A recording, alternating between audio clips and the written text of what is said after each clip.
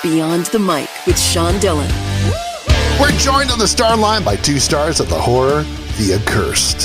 One is pitch perfect. The other was in the order.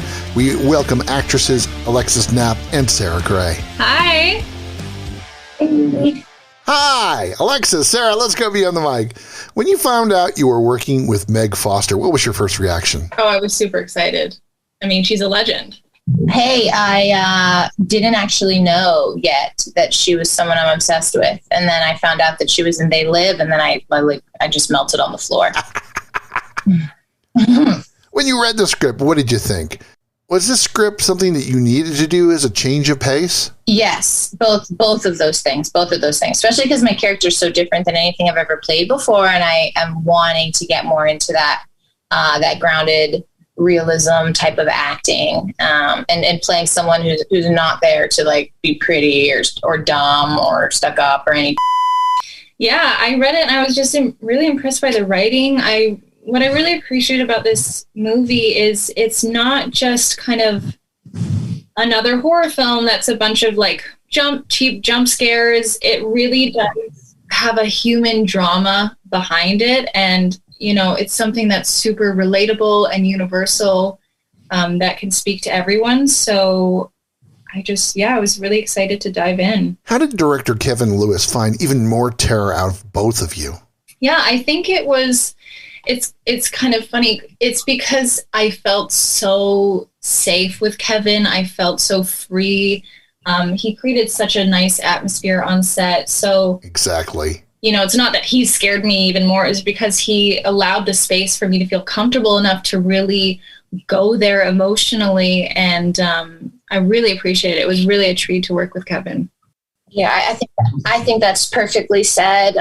He created a safe space, right, so that we feel safe to express these extremely vulnerable emotions. And because if you have a domineering director or misogynistic or whatever the hell is going on, like, it can be very difficult to open up and bare your soul and show your vulnerabilities and give your power away to this person. And with Kevin, we're just all willing to. We're all like, oh, happy to. Love you, man. He's in it with us. Talk about the cast and crew coming together after the pandemic, shooting movies, because it's not the same as it was before.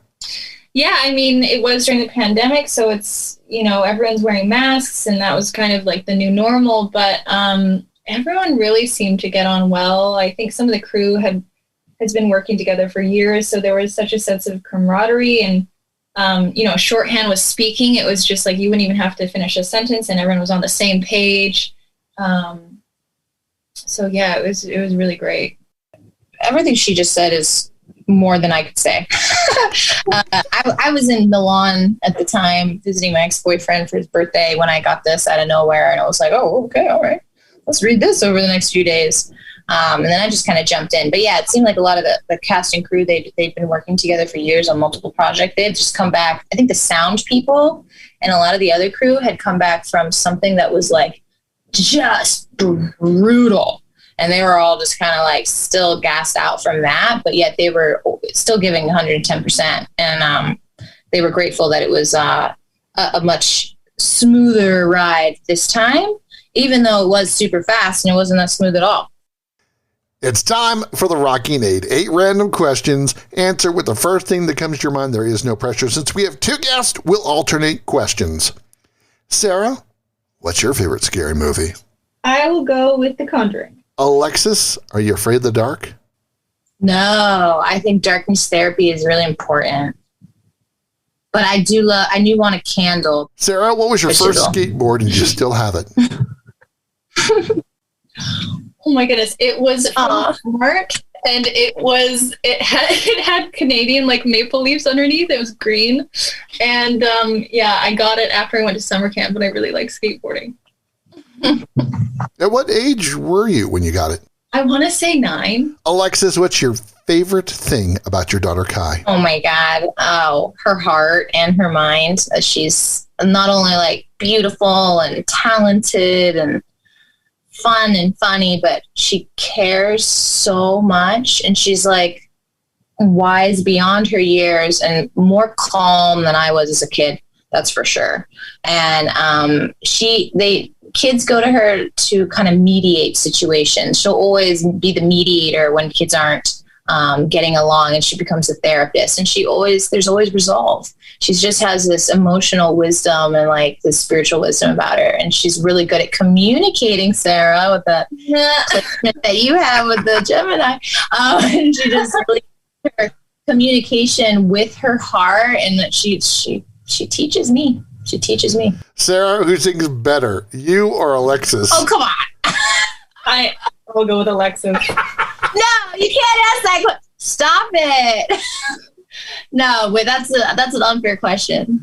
Alexis, what's the best thing about Sarah? Oh, I don't know her that well yet, but I think she's got a lot of light in her. Like I recognize that immediately when she smiles. You can just see how much heart she has and joy, and like there's a purity about her. And I'm really always very drawn to people that have purity. Not everybody, even kids sometimes, like, yeah, they're pure, but then they grow right out of it, right? And Sarah still has this like, she just seems like she has a really good, pure heart, and she's a lot of fun. And I love her tomboyness with the skateboarding stuff. But once again, I'm just getting to know her, so there's a million things to unravel.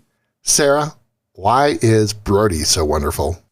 Oh my goodness! Oh, that's my boyfriend's dog. Yeah, Brody's the best.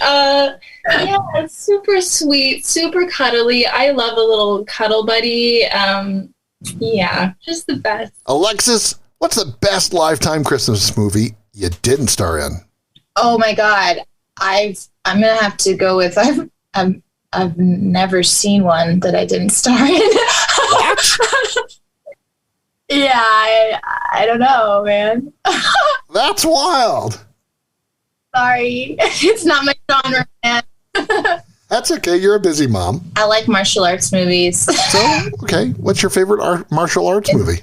And period pieces. I just watched called it's about Bruce Lee, and it's like a prequel to Bruce Lee's life before Bruce Lee got very grounded. Does anyone know what I'm talking about? This was a game changer for me. I just forget what it was called, but that one. Ladies, what are you working on next? I can't say yet, but hopefully something lighthearted to switch it up would be nice. Maybe a comedy. Always got to go for diversity. I have another horror film called The Knocking that's coming out this fall or Christmas at the latest, they've promised. But then I have a couple things to film in the fall and early next year. One is a romantic spooky film. It's like kind of in the vein of horror, but it's not horror at all, but it's like LGBTQ romance, and I'm excited about that one. And then the other one is more on the psychological horror. It's time for One Big Question with the stars of the horror, The Accursed, Alexis Knapp and Sarah Graby on the mic. Why will people love The Accursed? Go ahead, Sarah. Go ahead. Oh. You go. Okay. I think that people will really like it because it definitely keeps you on your toes. It's very exciting. There's a lot of elements to it. It's not a boring film.